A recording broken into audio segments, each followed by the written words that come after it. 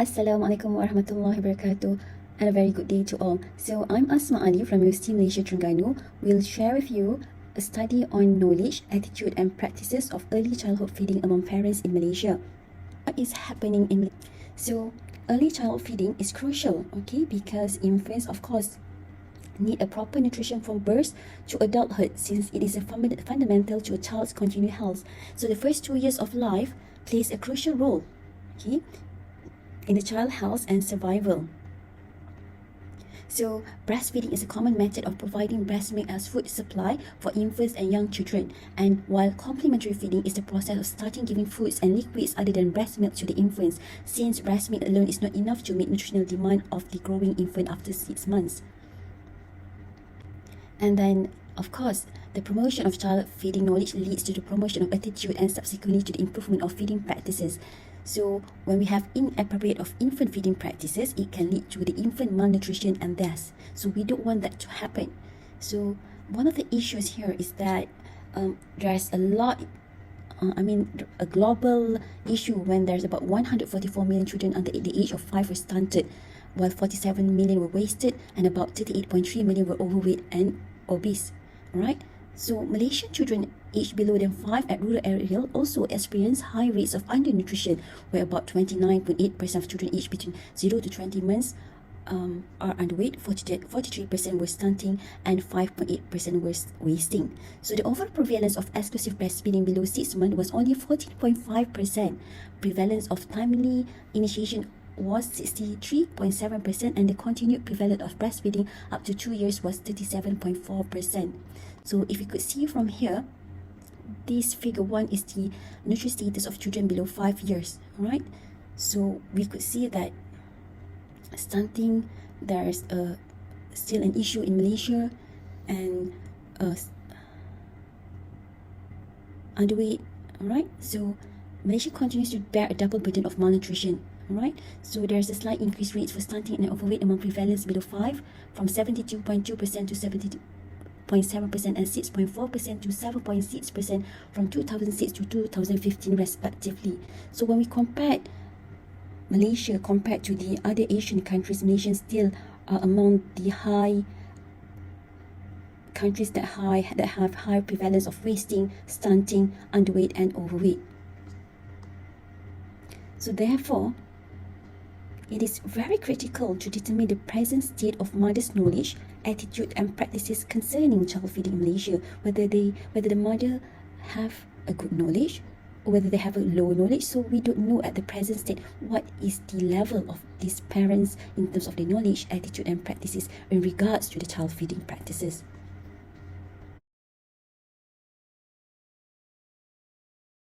So therefore, we would like to determine the knowledge, attitude and practices of early childhood feeding practices among parents with children under age 2 years in Malaysia. So we're going to identify their level of knowledge, attitude and practices using the modified young child feeding knowledge questionnaire, attitude questionnaire and practice questionnaire, and we would like also to see the relationship between these variables which are knowledge, attitude and practices.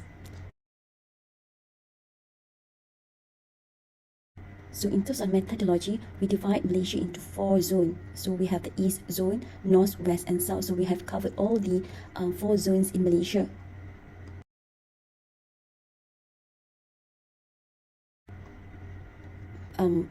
All the sample, the minimum sample size were 139 based on the calculation from Cochrane, and then we had received an ethics from the university.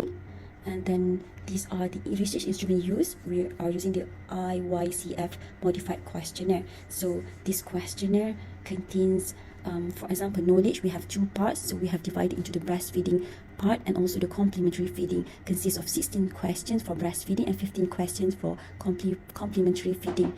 So all the details are presented here, all right? And then for attitude, we also divided into 2 parts as well, like the knowledge, and then each have their own scoring. Again, for practices, we also it consists of 5 sections, which is A, B, C, D, and E, and also the scores were given. So we have displayed the scoring method here, and then these are the examples of the questions for knowledge, Okay, and also for attitude and practices. All right, so but for those who would like to know more, can contact me for the full questionnaire here. And then we also have run pilot tests prior to the data collection.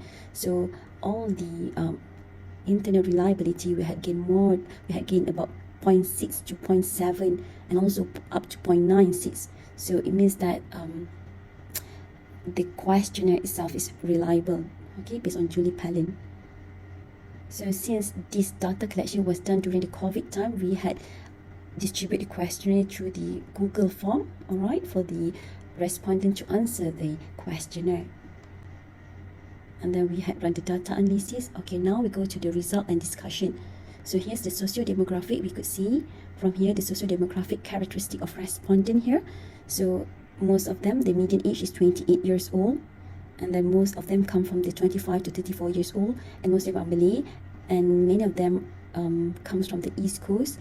And only one had been divorced. And about 79 or 55% were employed. Okay. So these are the continuation of the socio-demographic characteristic here. So have you ever breastfed your children? So about 134 said yes, while 9 say they have never ever breastfed.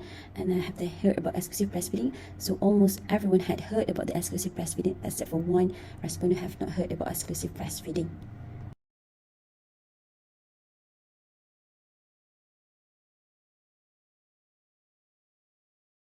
Okay, so when we come to the level of knowledge, attitude and practices, it is surprisingly to see that most of them had good knowledge, about 77.42 points, attitude 84.89, and practices about 84.62. So this is we consider is very at a good level, okay, for the knowledge, attitude and practices.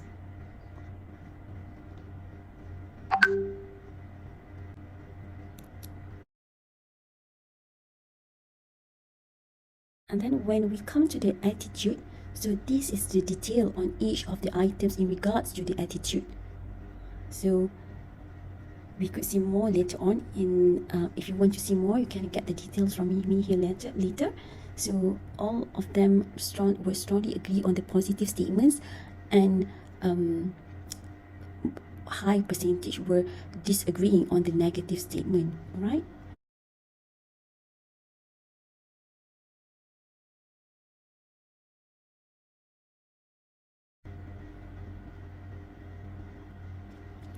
And this again is in terms of the attitude of the mother towards breastfeeding and formula milk. So this is continuation, and when we come to the practice also, we can see there is a good practice, as I mentioned earlier. Okay. So here is the relationship between knowledge, attitude and practices. We could see there's a significant positive relationship between knowledge and attitude, knowledge and practice, attitude and practices, right? But the relationship is considered as a weak relationship, but they still have a significant relationship between one another. So we could see the description and how it relates to the findings of other countries, right? So again, it is somewhat surprising that mother's knowledge, attitude and practice in Malaysia is considered as very good. So perhaps the knowledge, attitude and practices are not one of the many factors that are associated to the children under age 5 years that have feeding problem. That have the stunting, wasting or overweight. So future research could be undertaken to investigate the main factors which associated with the increased prevalence of undernutrition, stunting, underweight and obese among children aged under 5 in Malaysia. So the conclusion here is that